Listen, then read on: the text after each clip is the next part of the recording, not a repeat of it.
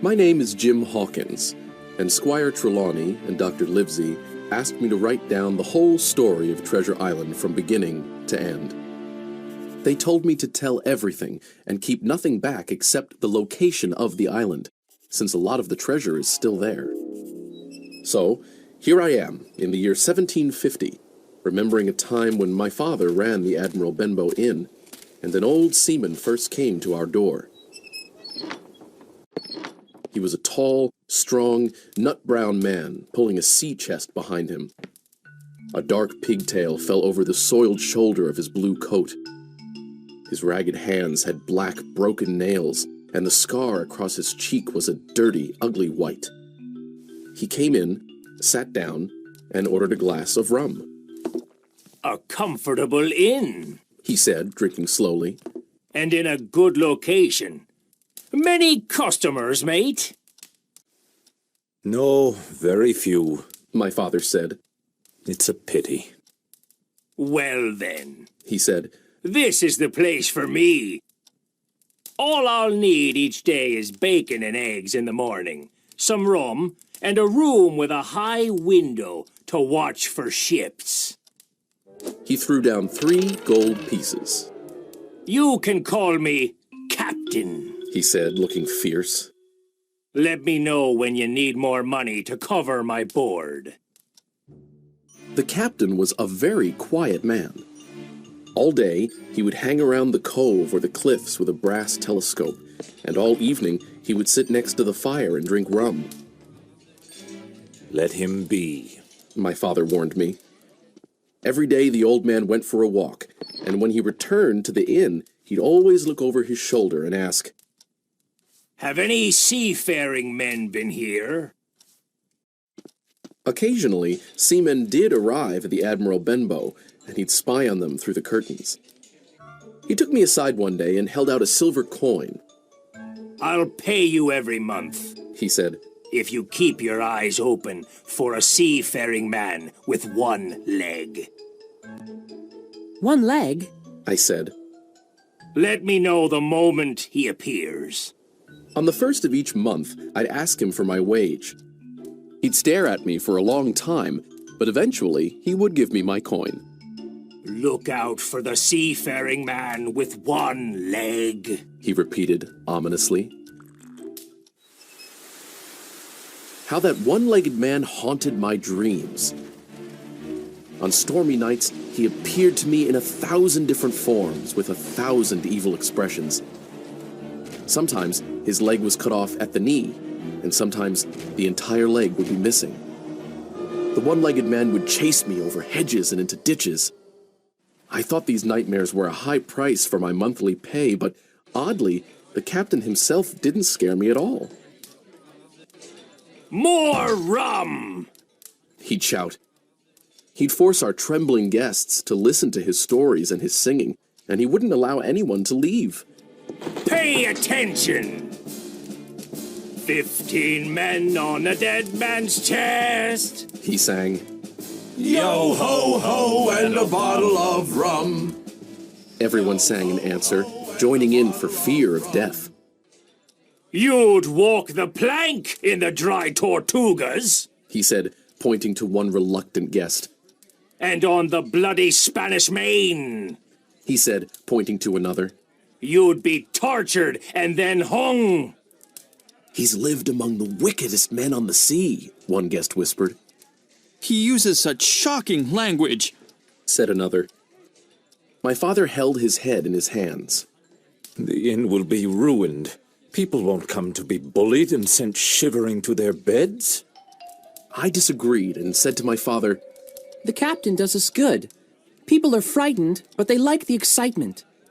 There's even a group of young men who pretend to admire him. They call him Sea Dog and Old Salt, and say he's the sort of man that made England fearsome at sea." "But the money he paid us is long gone," my father said. "I don't know how to insist on more. Whenever I try, he just stares at me." Father wrung his hands and looked very ill. So, the captain stayed. He never wrote or received letters, or spoke with anyone but the guests, and then only when drunk. and we never saw inside his great sea chest. Late one afternoon, Dr. Livesey arrived to see my father, who had become quite sick. This well-dressed doctor, with his white, powdered wig, clear eyes, and pleasant manners, contrasted sharply with the filthy, bleary-eyed old sailor, drunk and sitting with his arms on the table. Suddenly, the captain began to sing. 15 men on a dead man's chest, yo-ho-ho, and a bottle of rum. Drink and the devil had done for the rest, yo-ho-ho, and a bottle of rum. Dr. Livesey was giving orders for my father's care when the captain banged his hand on the table for quiet. Everyone stopped talking, but Dr. Livesey continued. The captain glared, swore, and said, Silence there between decks! Are you addressing me, sir? The doctor asked. Aye! The captain said. Shut the devil up! I have only one thing to say, sir, The doctor replied. Keep drinking rum and you'll soon be dead, you scoundrel. The old fellow sprang up, opened a pocket knife, and threatened to pin the doctor to the wall. The doctor spoke louder. Put that knife away, or I promise, on my honor, you shall hang. There was a battle of looks, but the captain soon closed his weapon, grumbling like a beaten dog. And now, sir, The doctor continued, I'll be watching you. I'm not only a doctor, but also an officer of the law. If I hear any complaints about you, I'll have you hunted down. So behave. Soon after, Dr. Livesey rode away, but the captain held his peace that evening, and many evenings to come.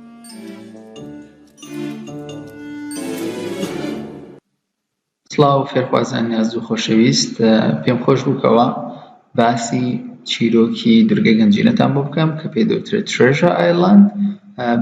چەند شەرحێکی جیاواز هەیە لەسەریتم دەتوانین سوودیان لێ ببینین. پێم خۆش بووکەوە منش ئیزافەیەک بۆ شەرحانە بکەم و لێرەدا تەواوی چاپتەرەکان کەوا هەیە بە وردی باز دەکەین. ڕەنگە ئەم چیرۆکە 100% وەکو هی ناو کتێبەکەت نەبێت، بەڵام زۆر لەوە جوانتر باس کراوە بە شێوازێکەوە تۆ دوای ئەم ڤیدیۆیانە، دوای سێکردنی ئەم ڤیدیۆیانە و تێگەیشتن لیان لە تەواوی چیرۆکەکە تێدەگەیت بۆ تا بڵێ چیرۆکێکی چێژبەخش و سەرنجڕاکێشە.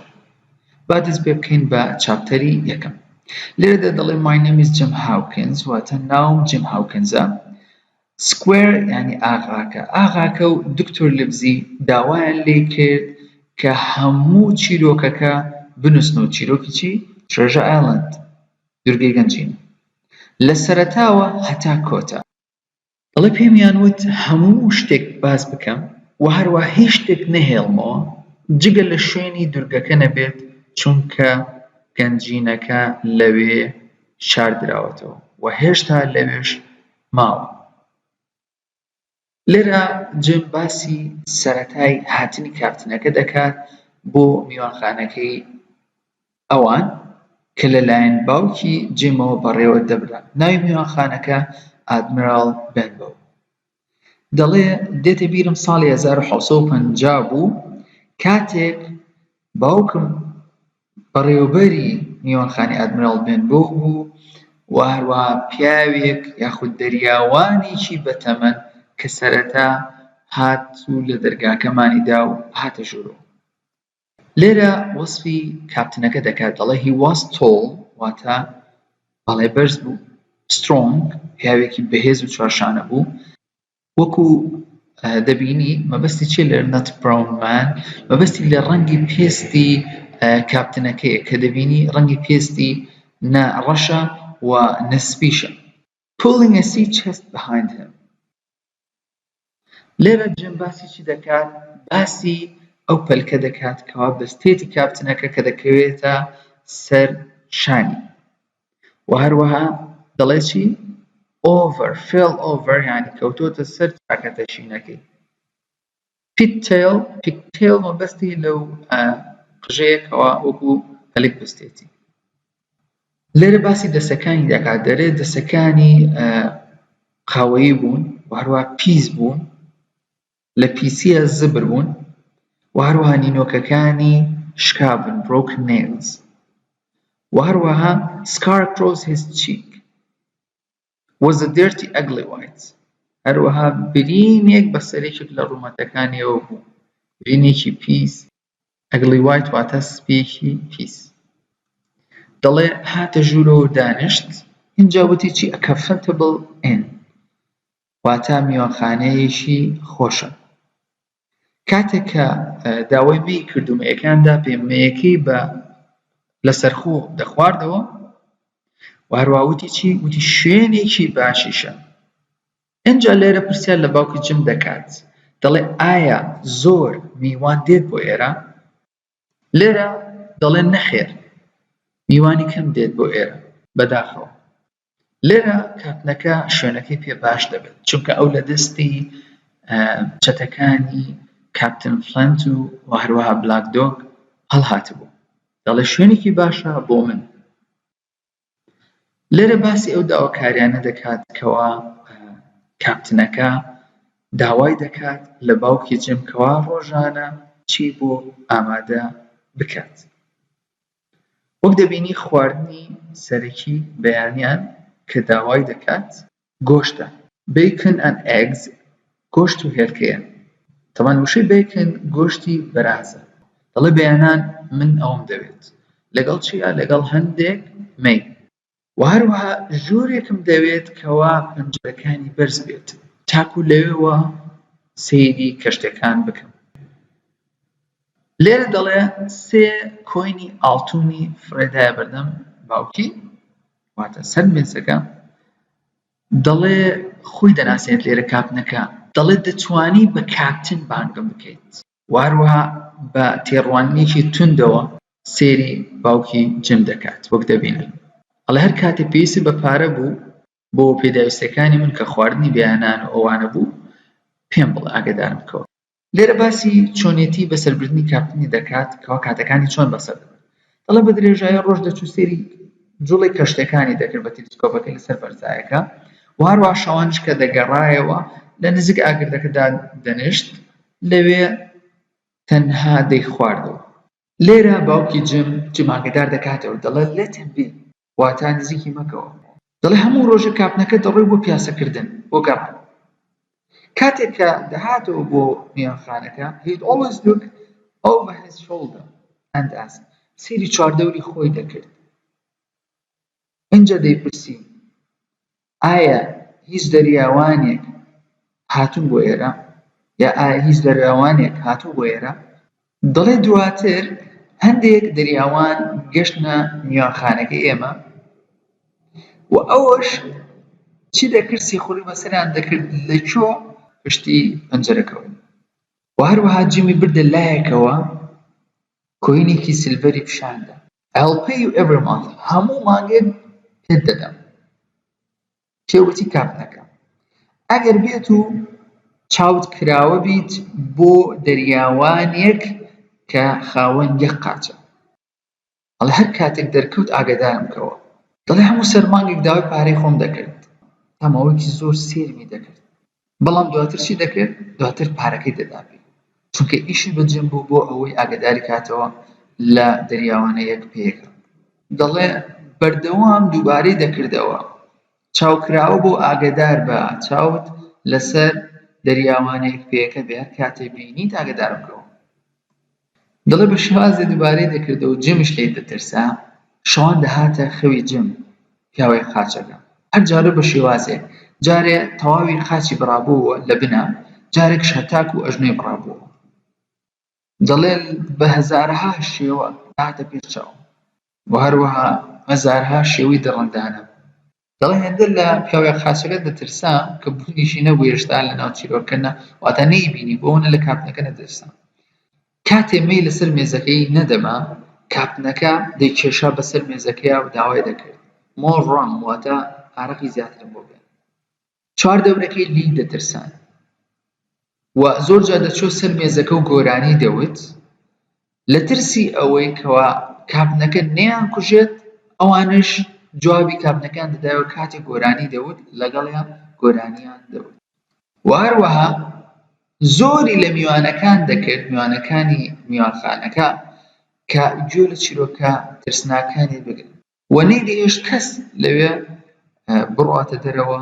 دەبۆیە هەموویان ئاگادار بوون وەک دەبینین لێرە بە دوایە گۆرانیەکە دەڵێن لێرە دەبینی خۆی تووڕە دەکاتە یانێکێک لە میوانەکان و هەروەها خۆی تووڕە دەکاتە کەسێکی پێشعینە دەڵێت تۆ سزا دەدرێت و هەروەها دواترش لە سێدارە دەدرێت لێرە لە نێوان خۆیانە دەبێتە قسەیان بۆ لەم کاتە دەترسن دەڵێ زمانێکی زۆر مەترسیدار و تۆقێنەر بەکاردێنێت باوکی جیم لێرە خەمی میوانخانەکەی دەڵێ ئەگەر بێت و کاپنەکە لە مەڵسکۆتێ بەردەوام بێت ئەوە میوانخانەکە هەمووی تێک دەچێت دەڵێ ئەگەر وا لە مەڵسکۆتێ بەردەوام بێت کەس نایە بۆ میوانخانەکەم دواترش کەس ژوورەکان ناگرێ بەکرێ لێرە جیم دەڵێ بە باوکی خەمت نەبێ کاپنەکە کاری چاکمان لەگەڵا دەکات لێرە باوکی جیم دەڵێت ماوەی پێ زۆر پێش ئێستا پارێدا پێمان واتە دوای ئەو ماوەیە هەر بە قەرز دەخوات و دەخواتەوە هیچ پارە نادا بە باوکی جیم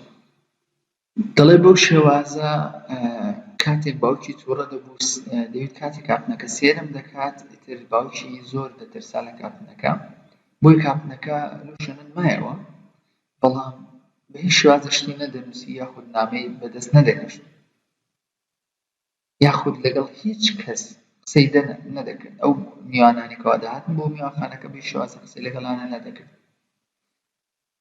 تەنها لە کاتێکانە بێت کە ئەو سەرخۆش بوو و هەروەها لێرە دەڵێ کەسمان نەمانزانی چی لەناو ئەو سندووقە دەریایە هەیە دەڵێ دوانی وەڕوانی دکتۆر لیڤزی گەشتە میوانخانەکە و هەبوو ئەوی چای بە باوکم کرد چکە باوکم کوایت یعنی زۆر ناساک بوو دەڵێ ئەم دکتۆرە کەوا بە شێوە وەکو جلەکانی دەبینێت جلێکی زۆر جوان و کەشقەی لەبەر بوو و هەروەها قژێکی سپی وەکو کڵاو وایە دەکەنە سەریان و هەروەها چاوەکانی کراوە بوون پلەیسمنتمانە و هەروەها کەسێکی ڕووخۆش بوو دەڵێ قۆڵێکی خست بووە سەر مێزەکە و هەروەها نەسیحەتی دایکی جیم و جیمی دەکرد کەوا چی بکەن بۆ باوکی و هەروەها چۆن دەتوانن یارمەتی باوکی بدەن کاپنەکە لێرە دەست بە چی دەکات دەست بە گۆرانی دەکات و